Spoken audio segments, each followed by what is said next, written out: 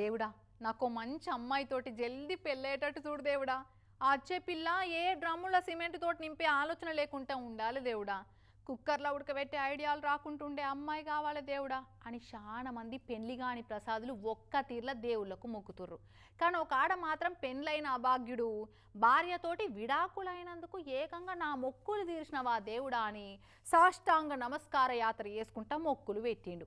అంటే పెళ్లితోటి పాపం ఆ అభాగ్యుని బతుకు ఎంత ప్రెజర్ కుక్కర్ అయిపోయిందో. అయ్యో, భార్యతోటి ఎన్ని బాధలు వెళ్ళవచ్చిండో బిడ్డడు. ఇక విడాకులైనాయని ఇట్లా సాష్టాంగ నమస్కార యాత్ర చేసుకుంటా మొక్కులు పెడుతున్నాడు.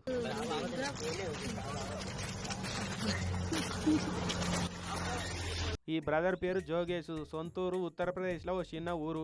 బతుకు తెరువుకు ఢిల్లీలో పాల్ సీలింగ్ వర్క్ చేస్తున్నాడట. అయితే 2022లో ఒక పిల్లతోటి పెద్దలు లగ్గం చేసిరట. పెళ్ళైనాక భార్యతోటి ఢిల్లీలో కాపురం పెట్టిండట. ఈయనకు వచ్చే సంపాదన జాలక ఇంట్లో నిత్యం లొల్లి పంచాదులే అవుతుండేనట పెళ్ళైనప్పటి నుంచి. ఇక ఆలి గయ్యాలి అయిపోయింది. పని చేసి ఇంటికి పోతే మనసుకు నిమ్మలం లేకుండా అయింది. నువ్వు శాతగానువి, నీకు సంపాదించుడు శాత కాదు, గొర్రెతో ఒక బెత్తడన్నట్టు నీ సంపాదన కూడా బెత్తడే, నీతోటి ఏం కాదని ఇంటికి పోగానే మ్యూజిక్ స్టార్ట్ చేసేదట. ఇక ఓపిక చచ్చిపోయి వశపడక ఇడుపుగా దానికి దరఖాస్తు చేసుకున్నాడు. దేవుడా నీ బాంచను, నాకు నా భార్యతోటి విడాకులు గిన మంజూరైతే మా ఇంటికా నుంచి నీ గుడి దాకా సాష్టాంగ నమస్కార యాత్ర చేసుకుంటూ వచ్చి నీకు మొక్కులు పెడతా కానీ ఈ పోరైతే భరించలేనని మొక్కులు పెట్టిండట. అన్నట్టే నీరుడు ఆయనకి ఇక ఇడుపుగా మంజూరు చేసిందట కోర్టు. ఇక మనోడు ఫ్రీ బర్డ్ అయిపోయిండు. నాకున్న పెద్ద రంది తీర్చినవు దేవుడా అని మొక్కిన మొక్కు ప్రకారంగా ఇక వాళ్ళ ఊరి దగ్గర ఉన్న సిద్దిపీఠ భైరవ స్వామి గుడి దాకా 9 కిలోమీటర్లు ఇట్లా కింద పడి లేసుకుంటా మొక్కుకుంటా వేయిండు.